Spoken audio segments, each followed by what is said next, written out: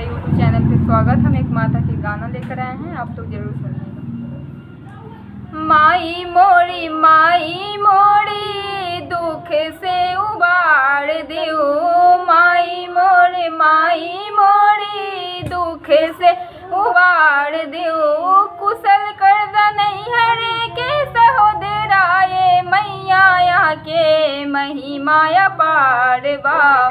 कुशल कर नैहर के सहोदराए मैया यहाँ के महिमा अपार है। कुशल कर नैहर के सहोदराए मैया यहाँ के महिमा अपार है।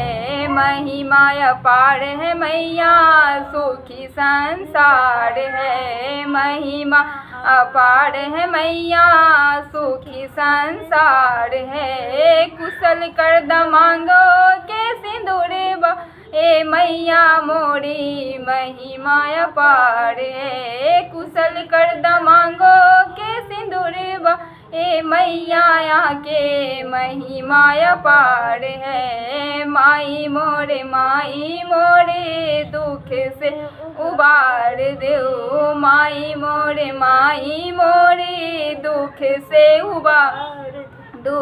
कुशल कर नैहर के सहोदराए मैया यहाँ के महिमा अपार है। कुशल कर गोदी के बलक बाए मैया यहाँ के महिमा अपार है। महिमा अपार है मैया सुखी संसार है। महिमा अपार है मैया सुखी संसार है। कुशल कर हाथों के लहठियाए मैया यहाँ के महिमा अपार है। कुशल कर हाथों के लहठियाए मैया यहाँ के महिमा अपार है। धन्यवाद।